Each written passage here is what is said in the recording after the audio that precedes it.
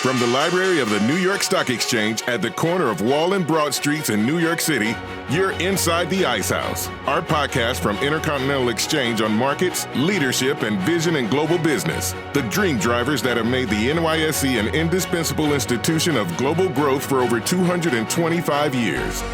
Each week, we feature stories of those who hatch plans, create jobs, and harness the engine of capitalism. Right here, right now at the NYSE and at ICE's exchanges and clearinghouses around the world. And now welcome inside the Ice House. Here's your host, Josh King of Intercontinental Exchange.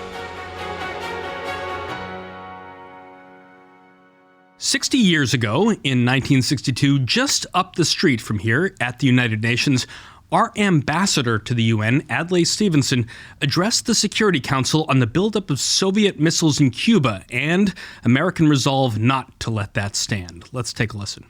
I want to say at the outset that the course adopted by the Soviet Union yesterday to avoid direct confrontations in the zone of quarantine are welcome to my government.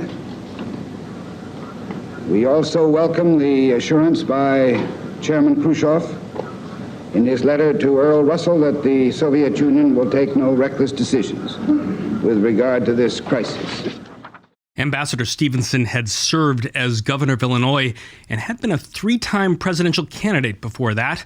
A product of Choate, Princeton University, and Northwestern Law School, he came from a long line of Illinois aristocracy and American noblesse oblige. That's why I've been struck by the contrast at the UN over the last few weeks as our current ambassador, Linda Thomas-Greenfield, has ramped up American resolve over Russia's pending and now actual invasion of Ukraine. Here's Ambassador Thomas-Greenfield over the last few days. Responsible members of this Security Council will stand together, and we will stand with Ukraine. And we will do so despite a reckless, irresponsible, permanent member of the Security Council abusing its powers to attack its neighbor and subvert the UN and our international system. This is from a woman from Baker, Louisiana, educated at Louisiana State and the University of Wisconsin, a career diplomat who served the U.S. State Department for 35 years, including an ambassadorship to Liberia and postings in Switzerland at the UN and also Pakistan, Kenya, Gambia, Nigeria, and Jamaica. In her current post, Ambassador Thomas-Greenfield was preceded by female representatives of both parties, including Jean Kirkpatrick, Madeleine Albright, Susan Rice, Samantha Power, Nikki Haley, and Kelly Craft. The role of women ascending to the highest echelons of power around the world, and how that might make our world different and better in the future, is one of the core reasons we celebrate International Women's Day every March 8th, the day we're releasing this special episode of Inside the Ice House.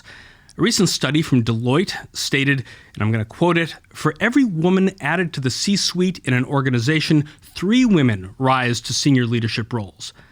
Known as the multiplier effect, this phenomenon is one of the most important reasons why financial services firms should bolster efforts to achieve gender equality. That from the Deloitte study. And then a different report from McKinsey titled Women in the Workplace showed a 5% jump in the number of women in the C-suite over the past 5 years. But at its current pace, equality in the boardroom is still several decades away. But you don't need to be a quant to understand that the power of a multiplier is that growth can be exponential. Joining us inside the Ice House today to crunch the numbers is a self-described quant, Lynn Martin, who first appeared on the podcast way back in episode 70.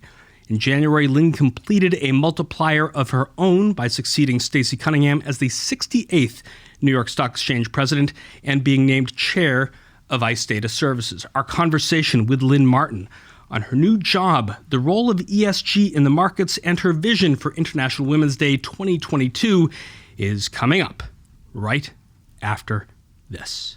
And now a word from Fiverr, NYSE ticker FVRR. Hi, we're Fiverr, a global marketplace connecting individuals and businesses with freelancers offering thousands of digital services.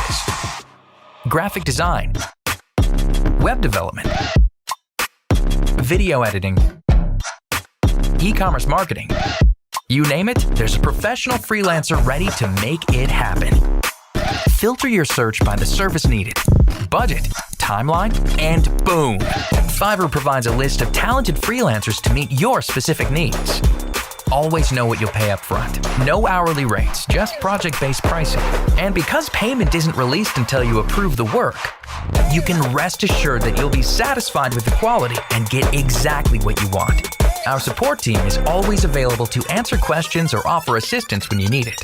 With the whole world of freelance talent at your fingertips, what might you achieve?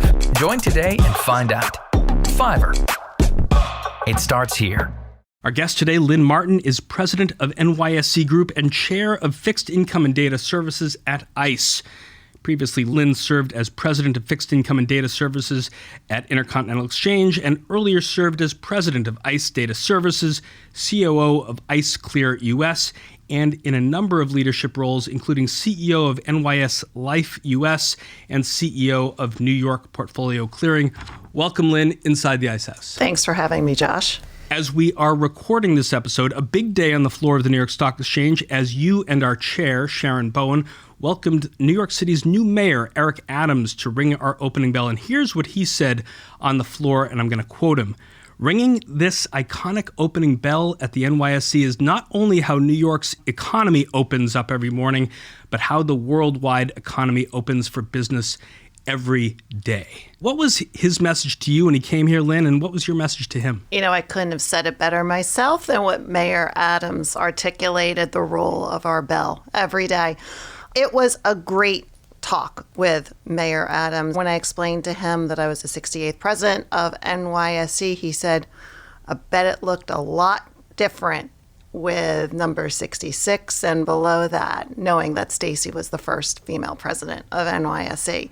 So acknowledging the diversity that we've undertaken and the diversity that he has as the second Black mayor of New York City. And then, of course, noting Sharon Bowen in her trailblazing tenure as the first person of color and the first female to be the chair of NYSE just shows how far we've come as a society. We've come a long way as a society, but still a lot of stuff practically to do for a new mayor. So in terms of your message to him, I know he was kind of keen about how to get New Yorkers back to work. At the NYSE, we had gone pretty ambitiously toward 2 days at work per week before the Omicron variant set in, and then we all scattered again, and now we're about to restart that process. But what does a mayor need to do to make it easier for us all to get here? Yeah, the mayor is really focused on how to drive the economy of New York City, which in my mind is a very refreshing change from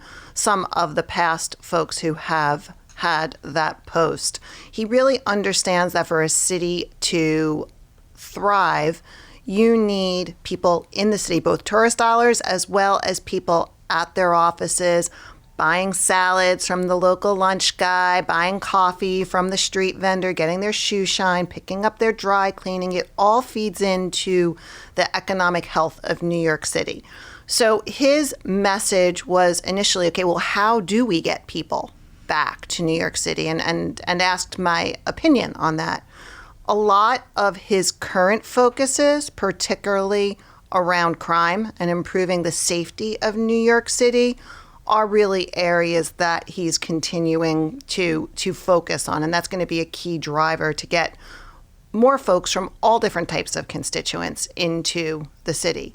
We're really excited about the fact that, as you say, Josh, we have people coming back to the office starting March 1st.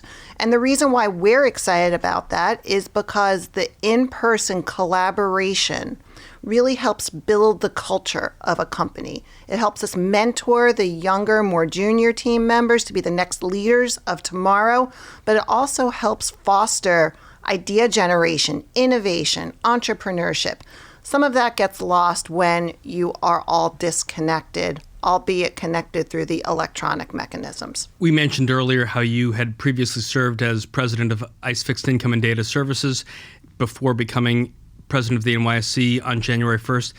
and a good deal of that tenure was largely remote. What were some of the frustrations you felt trying to lead a culture that is famously collaborative, famously in person, famously a lot of give and take, push and pull, even to sometimes an uncomfortable degree, getting in people's face and not really able to do that? Yeah, I could see when we first went home, we were very sharp. We were in constant communication, very reactive to markets. Markets at that point were very volatile, and the markets that we were looking at, particularly the fixed income market, was having transparency issues due to the volatility in the markets and the uncertainty around the pandemic. As time went on, product development continued, but those light bulb moments, they didn't happen as easily. They still happened, but they didn't happen as easily as they happened when we were all side by side in offices, running into each other in hallways.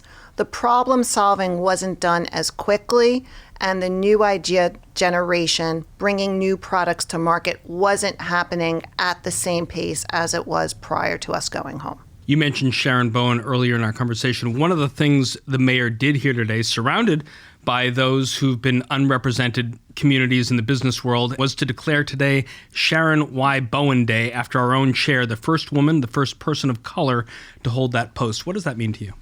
It's amazing. I mean, the fact that the mayor of New York City is acknowledging Sharon, and Sharon being such a trailblazer and someone for so many of us to look up to. Myself, who's had a long career, but more importantly, you think about the youth of New York City who are still dreaming about their futures. What do they want to become?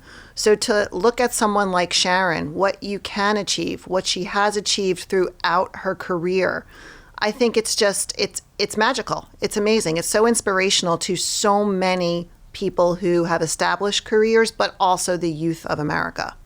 You and I were talking about the neighborhood a couple of days ago. One of the fixtures of this neighborhood is the Charging Bull statue at Bowling Green on Broadway. I want to pivot our conversation to another certain statue of a bull, one that preceded your introduction to the ones here on Wall Street.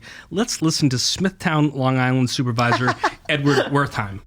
May 10th, 1941, Smithtown officials and residents gathered to unveil the iconic statue of the legendary bull.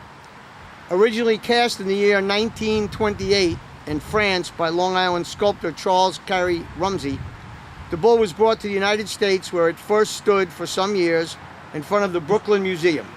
Upon Rumsey's death, his heirs presented the statue to the town of Smithtown. We're here today to wish Whisper a happy 80th anniversary, watching over Smithtown as he has for those 80 years. What was life like growing up in a town that was apocryphally named for how long a bull could travel in one day? I can't believe you found that. You know, I drove past a bull statue, I'd say, every day of my life growing up, asking my parents, why is there such a large bull statue in our town? And then hearing that story over and over again. I guess, you know, in some ways, subliminally, it made me destined to be working on Wall Street. Well, staying in your junior high school and high school years, here is an ad from the mid-1980s. How old should your child be before you buy a computer? High school, when he's planning a career? Elementary school, when she can either fall behind or leap ahead? Or preschool, to give him a head start? When you buy is up to you, but Commodore makes the decision easier than any other computer. Because it's a 64, it's very powerful. Because it's Commodore, it's very affordable. Very affordable, Lynn. How did your parents influence your interest in technology, both around the dinner table and with the purchase of that very affordable Commodore 64? So my dad is an electrical engineer by trade, so we were probably one of the first families on the block to have a VCR or VHS machine at the time. And then we were probably also one of the first families to have a Commodore 64. And like the purchase of the video recording machine, I came home one day and from school, and there it was. My dad had a big grin on his face saying, "Oh, this is a computer." I said, "Well, what the heck am I going to do with that?" I think I was probably about 10 or 11, had no idea what it could do and what I should do with it.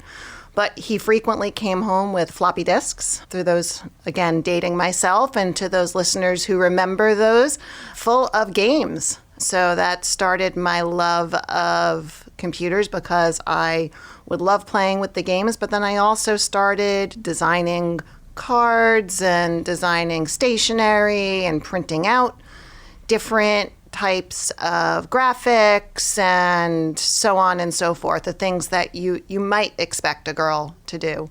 I mean, you're talking about those things that you might do with a computer, like designing cards and posters and things like that. But you often refer to the impact that being a programmer has had on your world outlook. When did you first realize that coding could be more than just a hobby or playing a game with that Commodore 64, but perhaps also a career path? Yeah, it was when I was applying for college, actually, and my father suggested that I major in computer science. I had no idea, like any good 18-year-old, what I wanted to do with the rest of my life. And he suggested, well, you're really good at science, you're really good at math, so why don't you try computer science? And I said, okay. So I selected that on my college essays. And I remember going through the applications and also seeing engineering. And I said, well, what about engineering, Dad? And he said, there is more opportunity for women in computer science than there are in engineering careers, which I thought was something, now that I look back on it, so astute for a father of an 18-year-old girl to say back in the early 90s, particularly given the field that he was in. So I selected computer science and fell in love with coding after I figured out what it meant to be a computer science major. One of only a relatively small number at the time, and women make up only 28% of the workforce in science, technology, engineering, and math, and men vastly outnumber women majoring in most of these fields in college. The gender gap's also high in some of the highest paid jobs of the future, like computer science, like engineering.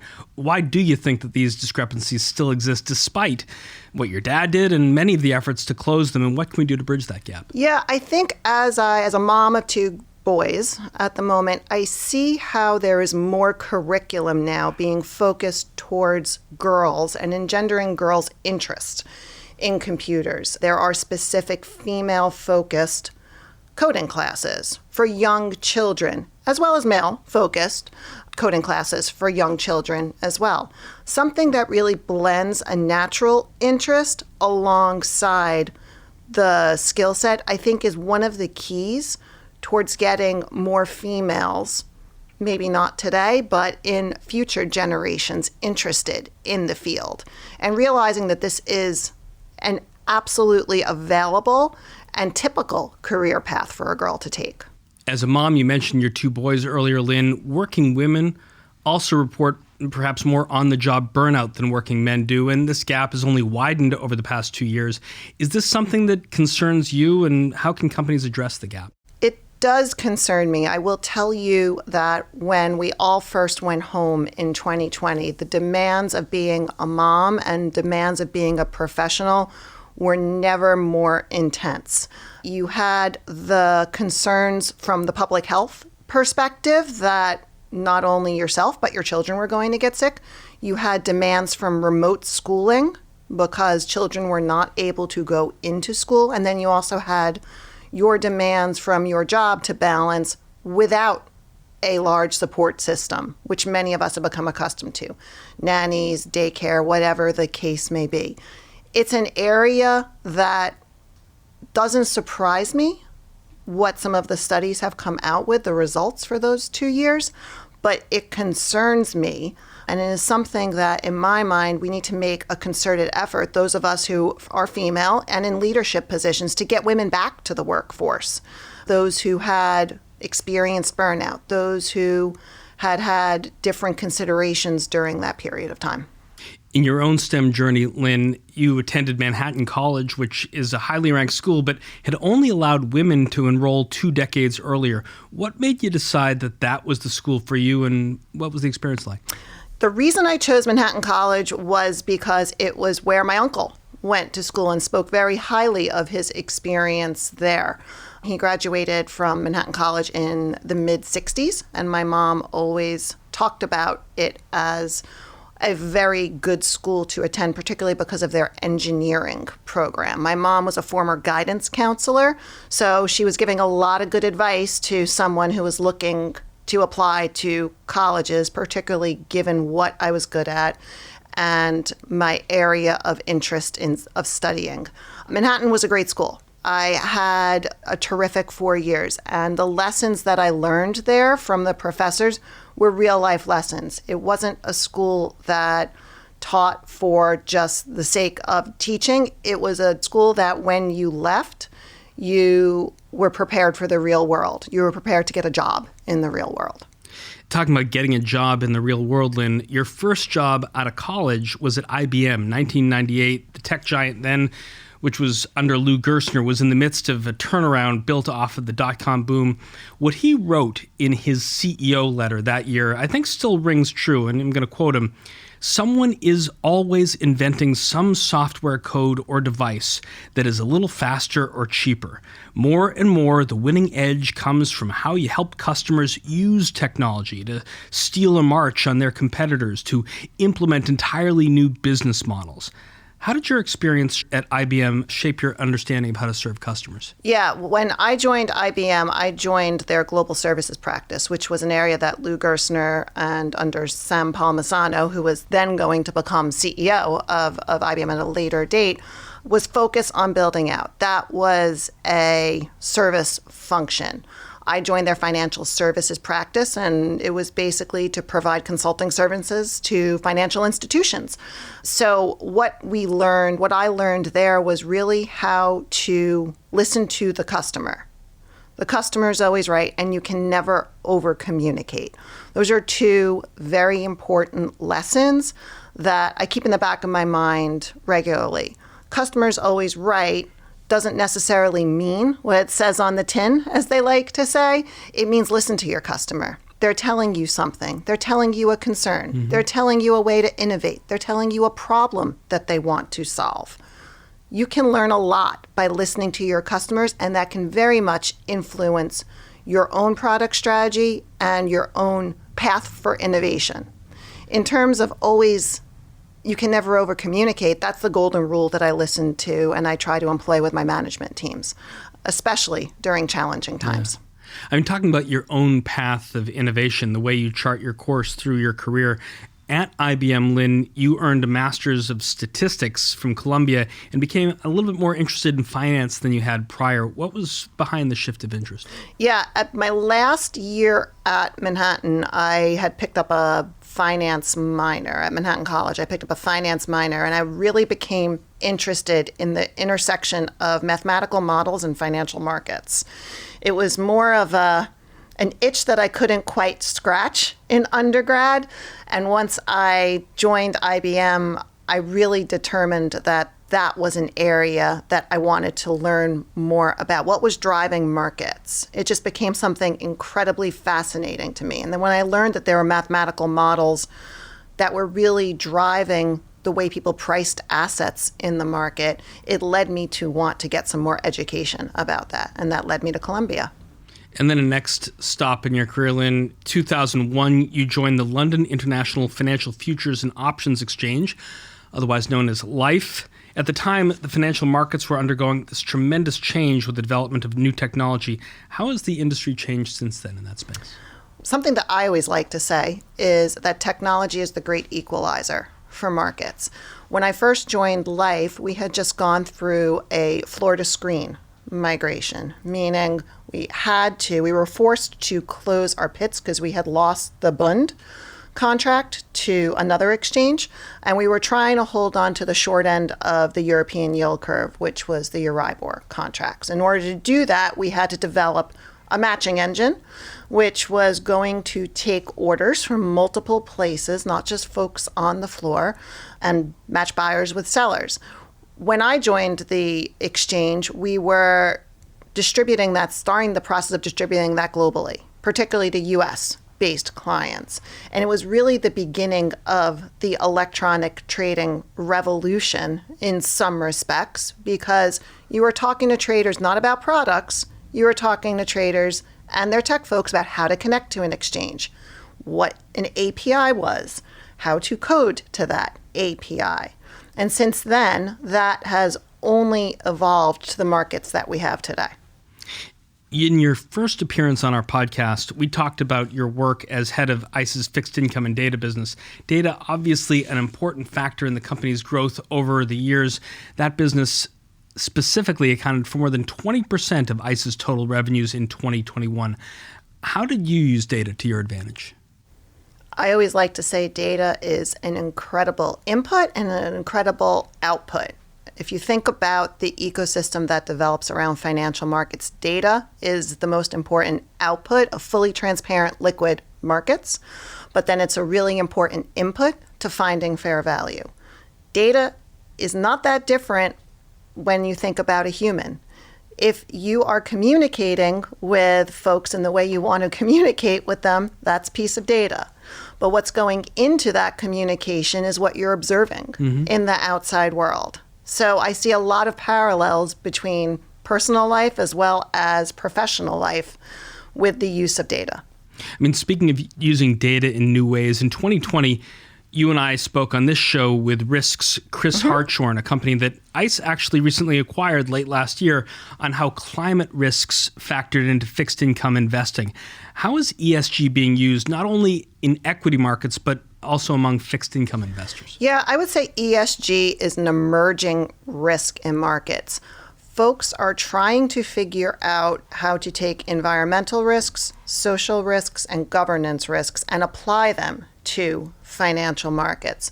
When we spoke with Chris, we had just rolled out a product in partnership with them applying their climate risk alongside a specific area of the fixed income market, the municipal market. Now, when you think about that, the municipal bond market is very susceptible to climate risks because in order to finance a municipality's operations, they're most likely going to have to issue debt. Well, if there's a catastrophic event in that municipality, they're probably going to have to issue more debt in order to rebuild. So there is a direct applicability of climate risk to the municipal market.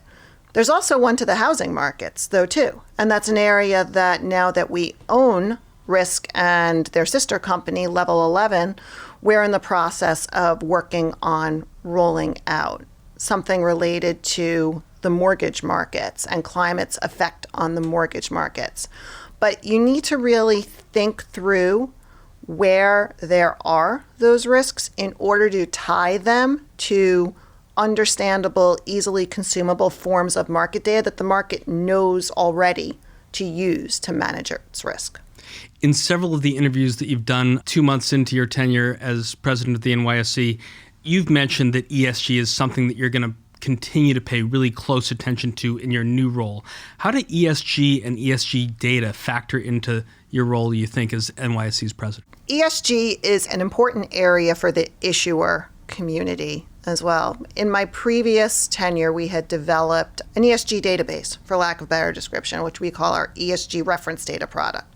We worked with Bank of America in order to be the anchor tenant to roll this product out. And we collect about 450 attributes on right now about 6,000 public companies around the globe. The way I describe this to folks is it's your electronic ESG footprint. So what do? We look at corporate sustainability reports that are being disclosed by companies.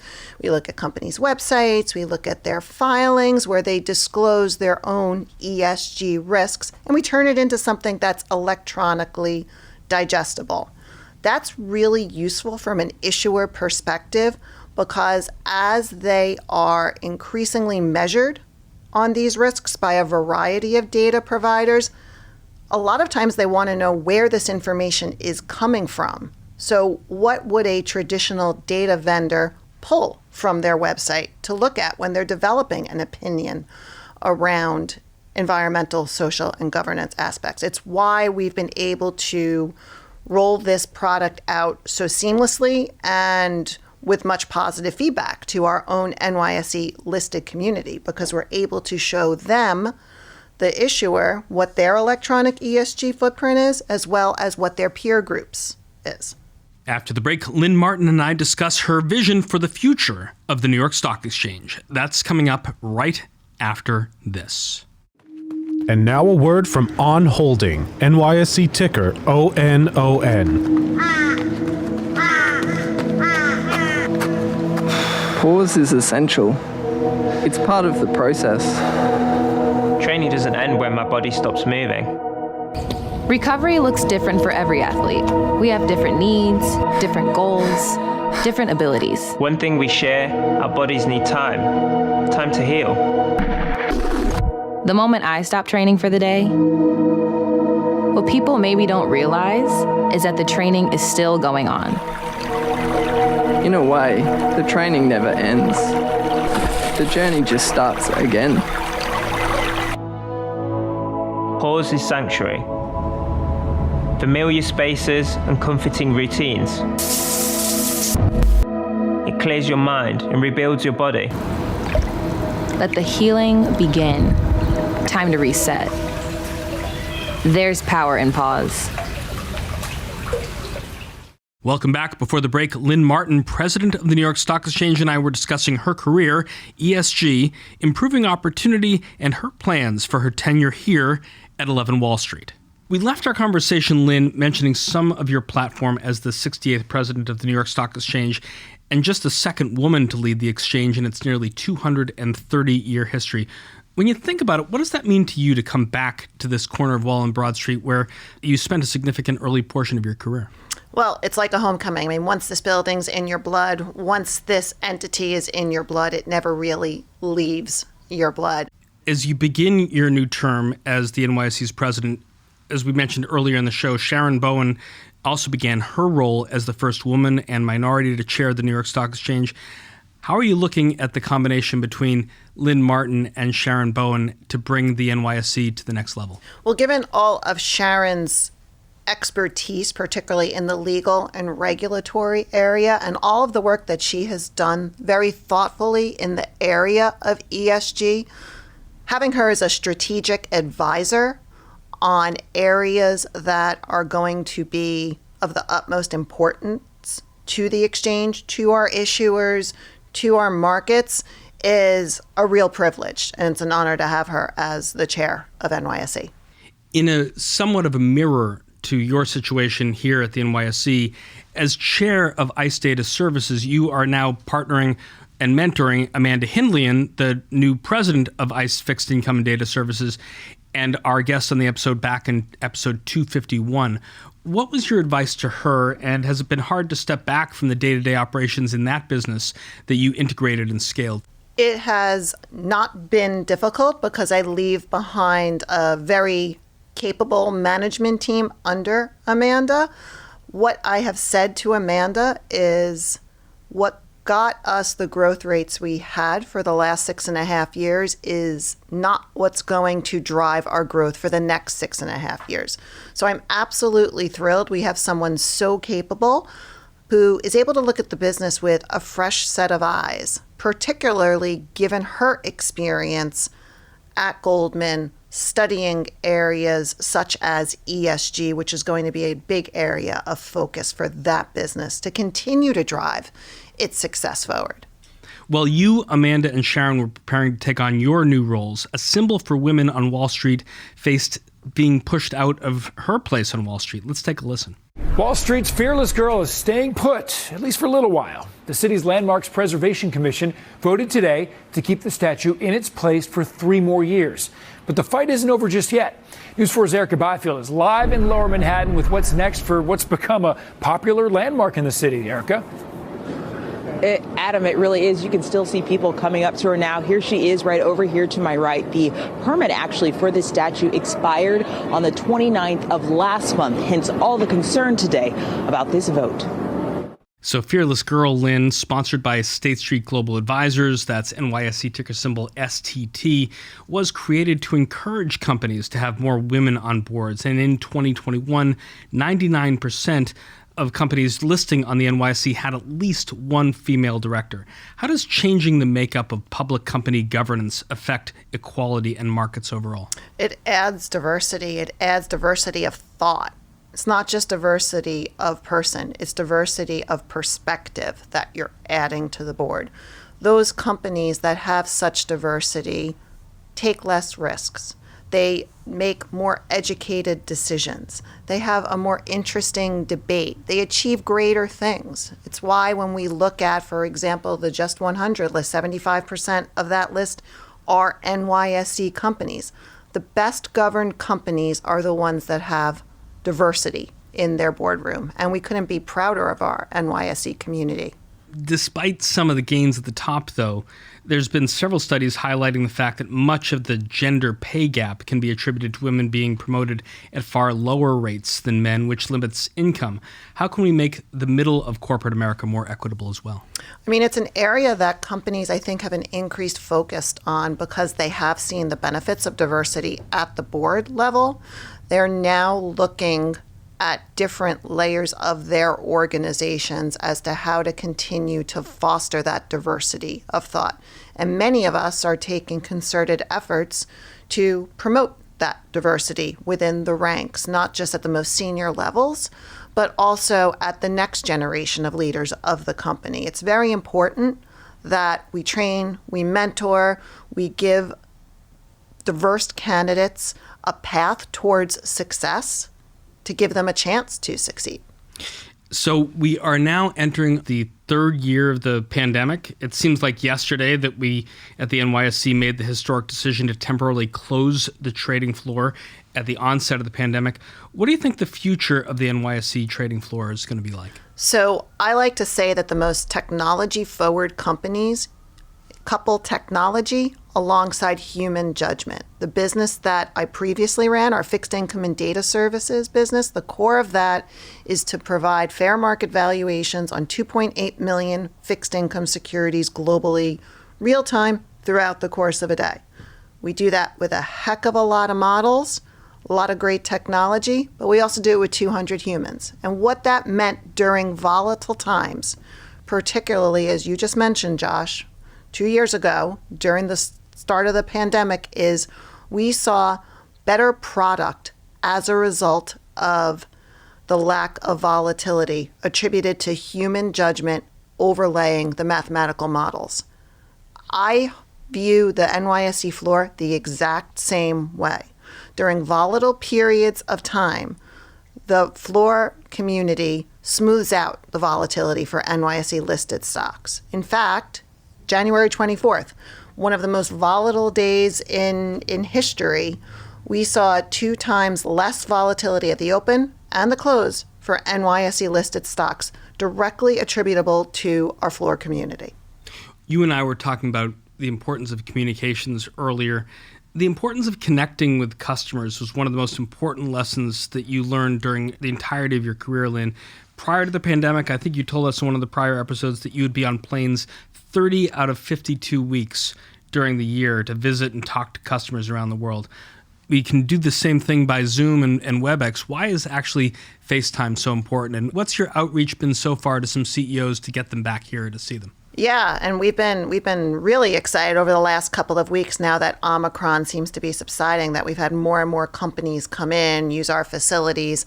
What you pick up from a in-person dialogue is just very different than what you pick up from a Zoom call, particularly when you're establishing those initial relationships. You build trust through being there for customers through really challenging times, but you have to have a base relationship. And doing that in person, you just pick up so many different nuggets, either sidebar conversations or facial nuances or inflection of voice or whatever the case may be, that just can't be replicated on Zoom. You highlighted in a Fortune piece last month, one of the priorities is an emphasis on technology. What is it about the NYSE's technology that makes it so unique? You know, the work that we have done to upgrade our systems to the platform that we have today, which we affectionately refer to as Pillar, makes it the most deterministic set of matching engines that are available in equity markets.